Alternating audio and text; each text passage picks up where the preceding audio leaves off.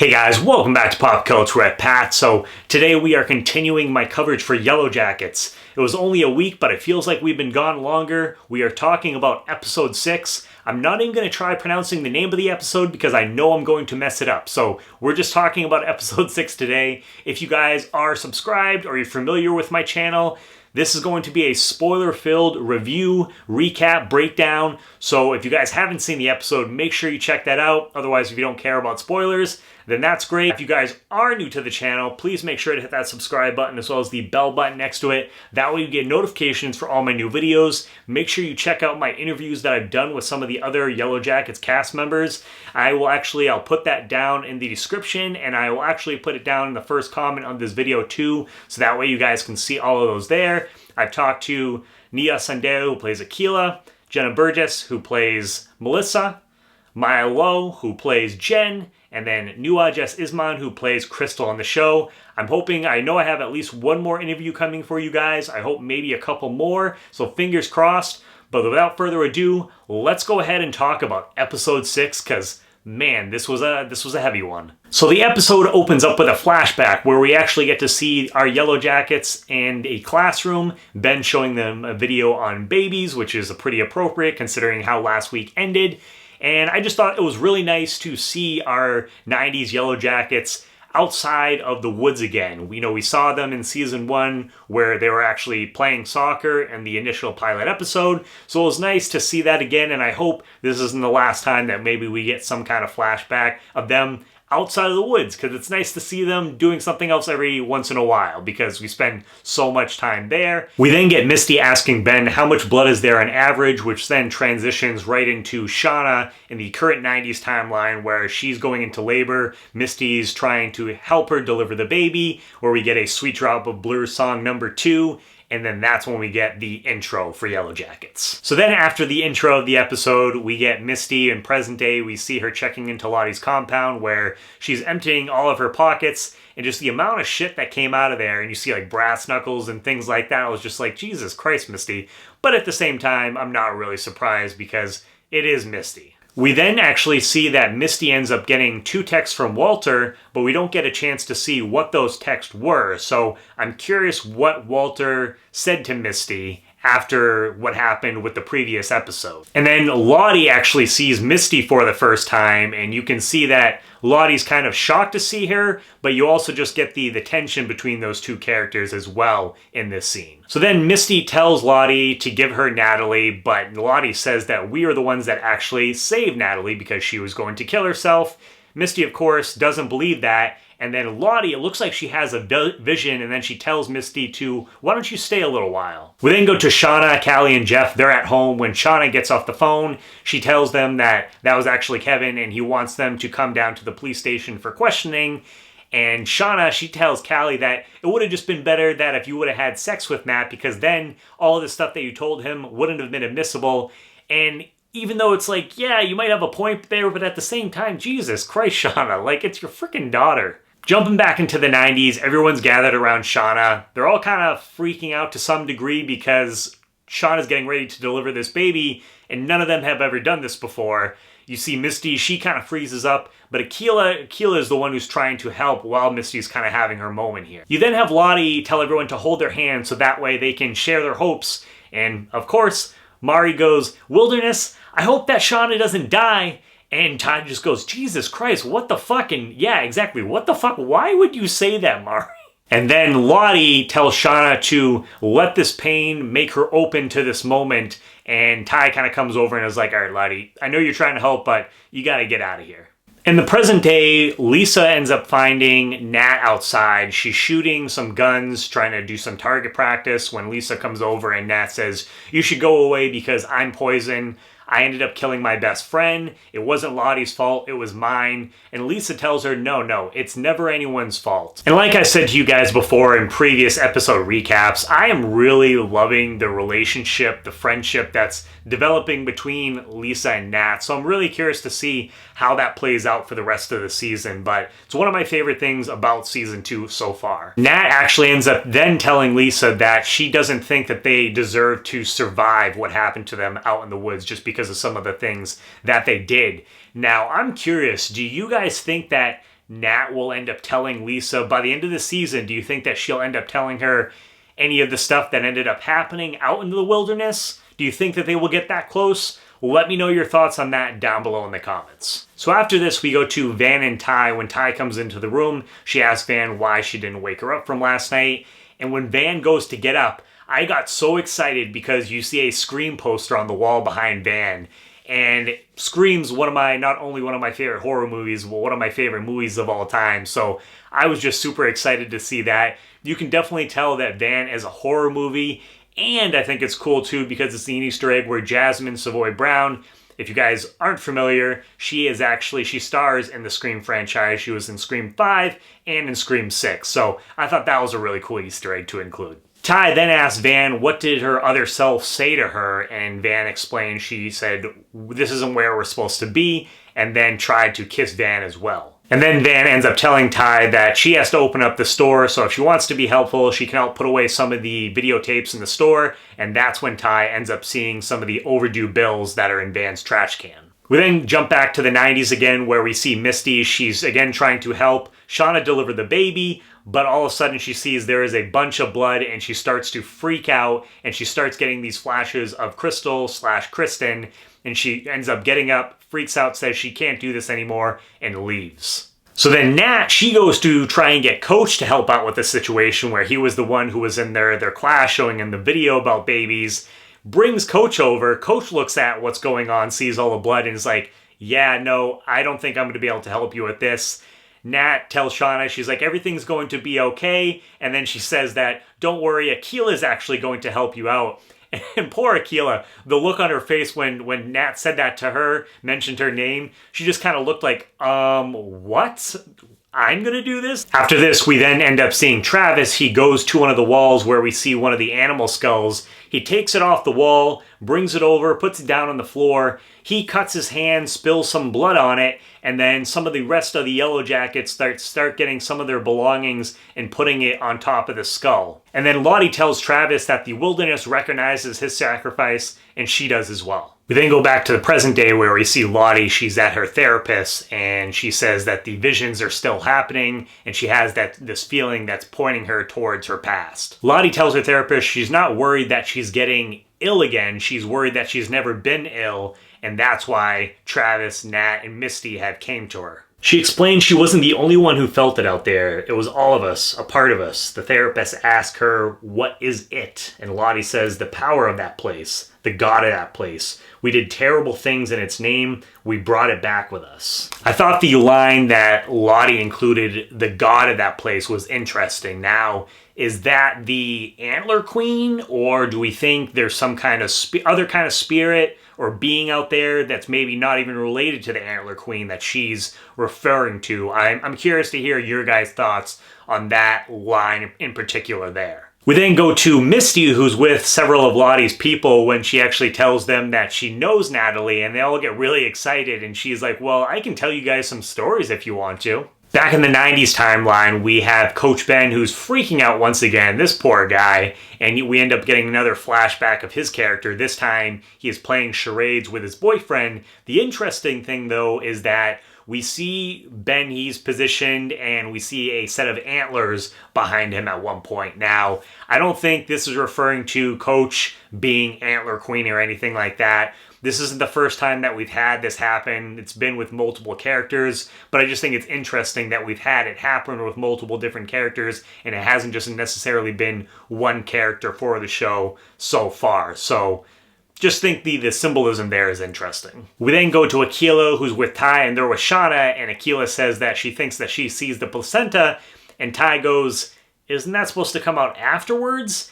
And then Akila ends up pulling it out. We then cut to Misty, who she's beating herself up. She's calling herself a freak, saying something's wrong with her. When Lottie comes into the room and asks her what's wrong, Misty tells her that her and Crystal were the ones that were supposed to do this together. Lottie then tells Misty that she can do this, though, that she can save Shauna, she can save our baby, which I thought was interesting. And then Misty kind of snaps out of it and goes back to help Shauna out. In the present day, we then have Shauna and Callie. They go into the police station where we see Matt, and he has such this smug little smile on his face. I was like, you are such an asshole, dude.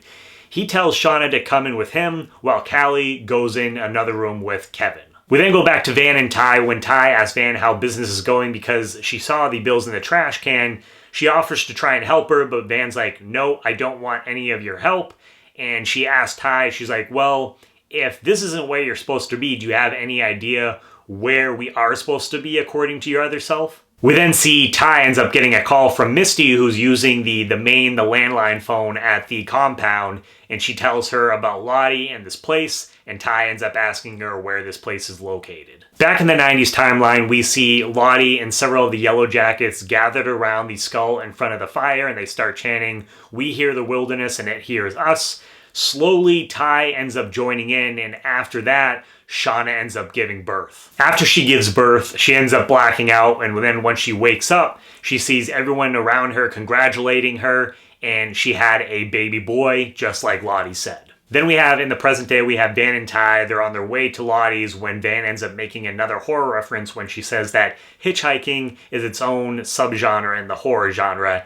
I'm loving adult Van more and more each episode because just, being a horror fan, obviously I'm a big horror fan, having the physical media store, she is awesome so far. I love adult Van. Ty then asks Van if she's going to come in and isn't she curious about Lottie when Van says that she's schizophrenic and she just wants to leave the past in the past, which I kind of found interesting because in the past, in the 90s timeline, Van is one of Lottie's biggest supporters, so it's just interesting how that all changed. And then, of course, Ty ends up bringing up the fact that Van, her whole wardrobe is 90s, and she runs a physical media store, which is a fair point. After that, we end up seeing Lisa. She comes into Nat's room. She has her fish. She gives the fish to Nat, says that she wants her to take care of the fish for the day because she wants her to be responsible for something innocent other than just herself. Nat then says that she doesn't deserve Lisa's friendship, and Nat asks why she forgave her when Lisa ends up saying, "Suffering is inevitable. By meeting it with compassion is the only way we can grow," and you can just see that really hits Nat. We then quickly jump back to the 90s where we see Shauna. She has her baby, and you can tell that she's having a hard time to get the baby start crying because she's also having a hard time breastfeeding the baby. Then in the present day, we see Jeff. He's sitting outside the police station waiting for Callie and Shauna. He's in the van where he's listening to NWA's Fuck the Police, just jamming with the window down too. And this scene just made me laugh. I was just sitting there like, oh, Jeff, you are such a goofball, but we love you. And then Jeff, he ends up seeing that Shauna's cell phone is getting a phone call, and so he takes it out of her bag and goes to answer it and sees that it's Ty. Jeff ends up telling Ty that Shauna is actually in the bathroom because he doesn't want to say that they're at the police station, and Ty just says that we're going to visit Lottie, who's not in a mental institution, Nat and Misty, and Van's actually with her. We then see Nat. She is going to lunch when she runs into Misty, and so she goes over and asks what she's doing back here, and Misty explains that she wanted to find out what was really going on because Nat was acting a little weird, which is fair. Nat then asks Misty, though, what happened to Walter, and Misty explains that, oh, he just went home. And then Nat has this line where she says, "We're all like this, aren't we?" And the confused, weird look on Misty's face by Christina Ricci had me cracking up. I don't know why. It was just this really funny face. And yeah, it just had me laughing. We then quickly go back to the 90s again, where we see Shauna once again still struggling with the baby, trying to feed him because he's getting hungry. And then we see in the present day, we have Shauna and Callie being questioned when Kevin says to Callie that your mom might be in big trouble, but you don't necessarily have to be. We then have Shauna. She asks Matt if she's being questioned for a crime, and then Matt then ends up coming back and he says, why would a bored housewife pretend to hook up with her husband's best friend? And then Kevin tells Callie that Shauna's using her, and just the look on Callie's face, I really thought for a second here that Callie was going to spill at this point. Shauna then ends up telling Matt that she never actually wanted to be a mom. She ended up getting into this marriage out of guilt, and she loves both of them despite herself, and that she ended up having an affair with Adam because she was bored and wanted to feel young again. Matt then looks at her, says, well played, but then pulls out the picture of Adam and says, when was the last time that you actually saw Adam? But then we see Callie. She tells Kevin that she was actually a virgin and she just feels so stupid because Matt was just using her to get to her mom. Kevin then tells Callie making a false statement to the police is a chargeable offense. So Callie says, okay, well, go ahead and charge me, but we'll see who the jury believes when I'm able to describe in detail what Matt's balls look like. And I was just sitting there like, oh shit. We then go back to the 90s again where Shauna, she wakes up because she hears this humming, which, by the way, is creepy as fuck. She goes over and she sees Lottie has her baby and is actually breastfeeding the baby. Of course, Shauna's like, give me back my baby. And then Lottie gets up and she says, you'll understand soon enough, and leaves, which was really weird. And then we jump back to the present day again where Shauna, she comes back to the cop car. Jeff asks how things went, and Shauna explains that she told them that she was having an affair with Adam. Obviously, Jeff freaks out, spits out his drink, and he actually sees that the gun that she had is in the glove compartment of the van. And Jeff is just kind of like, okay, this is just getting too crazy at this point. Jeff then tells Shauna about Ty's call and how Lottie is running a wellness center and that he actually wants Shauna to take a trip there because they just can't deal with everything what's going on right now and doesn't want her to screw things up. You then see Callie. She comes back to the car and she's all excited. She tells her mom that she used her idea about Matt, but then she sees the look on her parents' face and Jeff ends up telling her that her mom's actually going to be taking a trip for a little bit. After that, we then jump to Nat, who then takes Lisa's fish out of the water. It looks like she's going to kill him, but at the very last second, she can't do it, and she decides to put the fish back in the water, which I thought was interesting. We then go back to the past. We see Shauna. She's talking to her baby, telling him how much she loves him and that they're going to make it through together. And then finally, she gets the baby to start feeding from her. At that point, Nat ends up coming into the room, sees what's going on, and she's like, oh, I'll go tell the others. I mean, this is great. But Shauna explains, she's like, hey, no, can I just have a second? I just want a moment here with me and my baby alone before everyone else finds out. As we're starting to wrap the episode up at this point, we then see Ty and Van in present day. They're outside of Lottie's compound in their car when all of a sudden they see Shauna's van pull up and go through, and so they drive in behind her. We then see the present day Yellowjackets reunite. Van ends up seeing Lottie for the first time in a while. Lottie ends up starting to walk over, and when she does, we get this really cool aerial shot from above, and we see the symbol is actually there in the grounds of the compound, which I thought was really interesting. Finally, we then jump back to the 90s timeline again, where Shauna, she wakes up once again. She hears the creepy humming. She's looking for a baby. She goes out into the main room of the cabin, and then she sees all the Yellowjackets covered in blood eating her baby, and my jaw just dropped. I was like, for a second there, I was just like, I was speechless. Literally, I didn't know what to say. I was like, holy shit. They actually went there. They were saying they weren't going to eat the baby, but they did. But then we quickly realized that was actually just a dream, and Shauna ends up waking up, and I was like, okay, we can breathe for a second, but not for very long. So then Shauna wakes up from that dream, looks around the room, sees everyone crying, and it was at that moment I was just like, oh no. The baby didn't make it. So Shauna, she tells him, she's like, no, you don't understand. He was alive. He was crying. And you just go around the room and you see the looks on all the faces of the Yellowjackets, and everyone's crying and they don't know what to do. And then Shauna says that she can still actually hear the baby crying, and you see Ty, she tries to comfort her.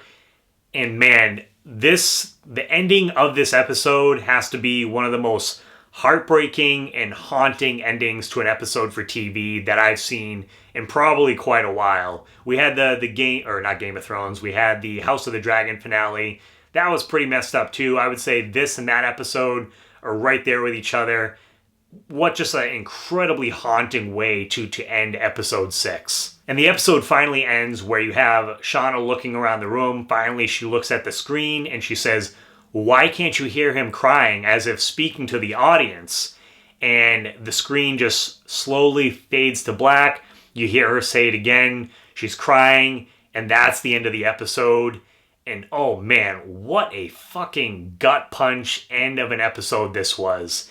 my God. I remember, I think, reading or listening to some interviews where at least one, if not a couple of the cast members were saying that episode 6, some shit definitely went down in this episode. And yeah, now obviously we can understand why. So that I mean, sadly puts to the end the theories of Wilderness Baby being alive in the present day. We know that's not the case because the baby died here. And so Callie, at least as far as we know of, is the only baby of Shauna's in the present day. So yeah, again, another great episode. Even though at moments there was definitely some hard stuff to watch in this episode, I thought it was another great episode. Phenomenal acting from everyone involved. I imagine this must have been very hard to shoot some of these particular scenes. So hats off to everyone in the cast and crew for getting these done and making it through these scenes, because I imagine that was a challenge. But yeah, a lot to talk about again. I want to hear what your guys' thoughts and theories are and everything that happened. Now that we know that Shauna's other baby isn't alive in the future, where does that kind of leave you as far as theories and thoughts go? So let me know down below in the comments what you thought of the episode overall. What are your thoughts and theories for different things that happen? What do you think is going to happen for the rest of the season? And again, guys, if you are new to the channel, please hit that subscribe button as well as the bell button next to it. That way you get notifications for all my new videos. If you guys can, please give this video a thumbs up. It really, really, really helps out the video. I appreciate that so much. Make sure you guys keep an eye out. Check out my Yellowjackets interviews if you haven't already. Again, you'll see the links in the description, as well as I'll pin the comments so you can see them all there too. And keep an eye out because I am at least going to have one more interview for you guys with someone from the cast. If not, at least maybe a couple more. So keep an eye out. Absolutely love talking with you guys about Yellowjackets. I try to make sure that I get to every single comment, even though last episode's video did really, really well, and it was a little hard to keep up with all the comments, but I'm doing my best, I promise. If I miss anything, it's not on purpose. And as always, guys, please make sure to check back for more Pop Culture with Pat.